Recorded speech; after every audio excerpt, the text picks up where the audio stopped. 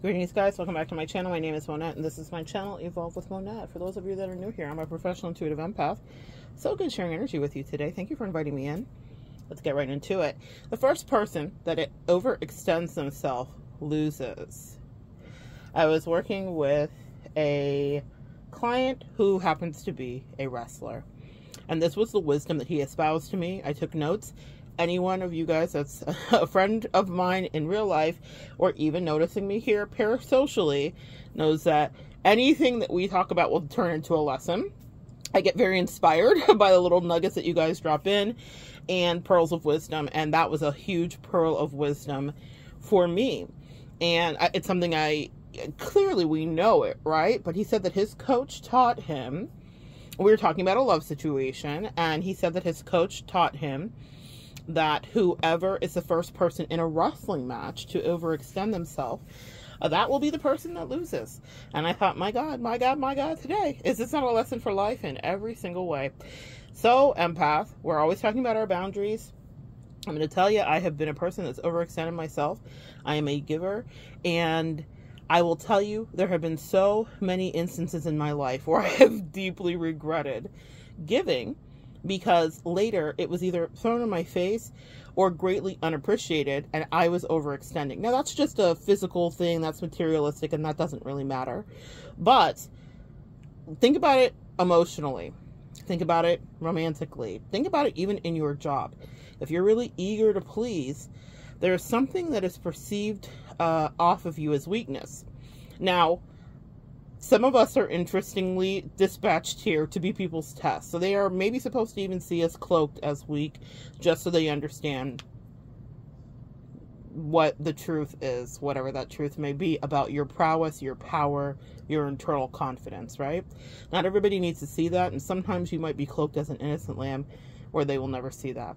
And that could very well be God's plan. What did Kendrick say? The truth of the matter, it was God's plan to show you all who was the liar, okay? Who is the liar, who is the denier, and who's maybe siring, sucking, or siphoning energy from you that you're maybe over-giving, which will cause you to lose. So just a little bit of food for thought there. I thought it was just a powerful nugget. You hold back a little bit in this season and be in your feminine. Whatever is for you will always be for you. When I have overgiven materialistically, right? And it wasn't because I was trying to woo or get anyone to love me, though the world teaches that that's what it is. I am so sad for us empaths that are stuck here some days, because the way that we love is so very different than what the world teaches about hookup culture and the dark psychology mind games. It's just not who we are. We're really, I said sharpshooters. Some of us are sharpshooters, but we're straight shooters as well. And we don't always want to be involved in that. In fact, I don't think any of us do. If you're here listening, then the games are not you. But there are a lot of people that think that they don't want that. And that's exactly what they will do, or they'll see that and perceive it as something different. But I thought it was such a good pearl of wisdom, because that's about physicality, right? When my client's talking to me about that, that's about whoever is going all out in the beginning of that wrestling match is going to exhaust themselves first.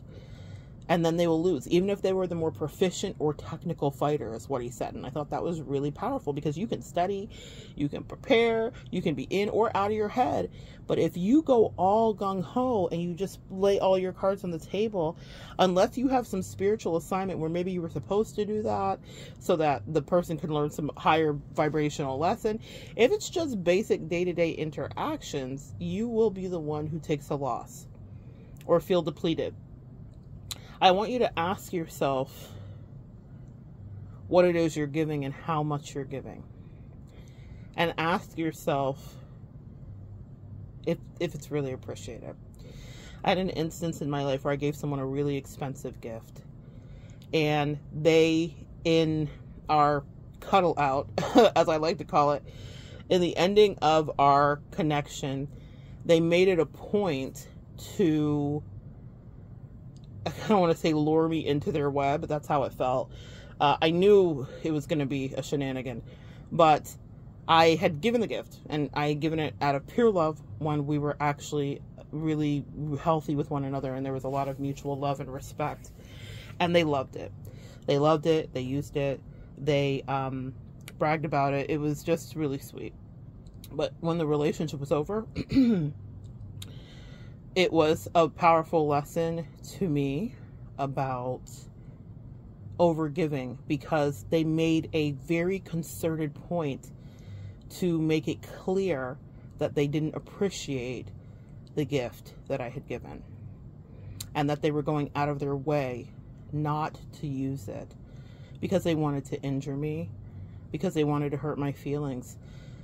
And that's a chess game, guys, that I don't really recommend that you play. It didn't hurt my feelings. It's an inanimate object, expensive or not, and they could throw it away. In fact, I suggested to them spiritually and energetically that they do.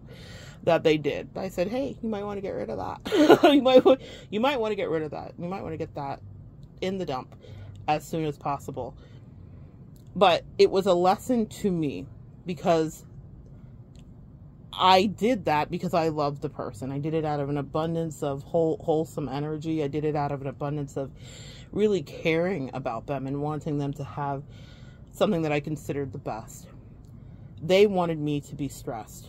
They wanted me to feel the energy that they detested me, that they didn't care for me, and that something that was once prized was now trash to them. And that sometimes is how something can be. But I had to come back to the lesson from my client. I overextended myself first. And so that was a loss that was given to me. I got to have that lesson of having someone kind of throw something in my face and hoping it would hurt me. It didn't, what it did was it just solidified the decision making that I was already undertaking regarding the dissolution of said relationship. It was actually the nail in the coffin, if you will. I was like, say less. Sometimes people will be very ungrateful for the energy. Maybe for you it's not a materialistic energy. Maybe it's an emotional energy. Did you always listen to that coworker when they called you? Were you always there for a family member when they needed you? Was there reciprocity? But if you're overextending yourself, then you're going to exhaust yourself first and you will lose. So pull back your energy and mind what you do and who you give to.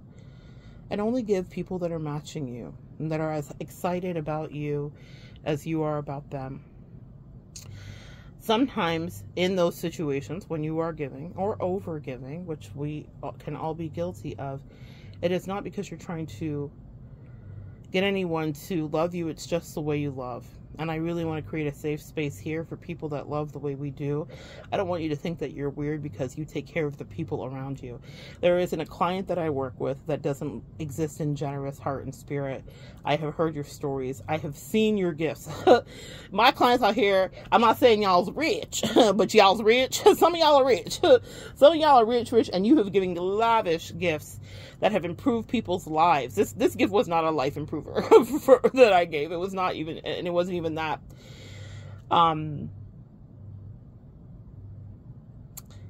It doesn't matter. I'm saying I've really known clients that have done, friends and clients that have done multiple things, paid off people's incredible debts, done really generous things, right? Only for the relationship to dissolve, whether it's by my client's hand or someone else's. And then they're like, what? And it's not about you wanting a refund if it's a tangible financial thing at all. Who cares about that? And if you have a heart over here, as empaths do, you don't care about that at all.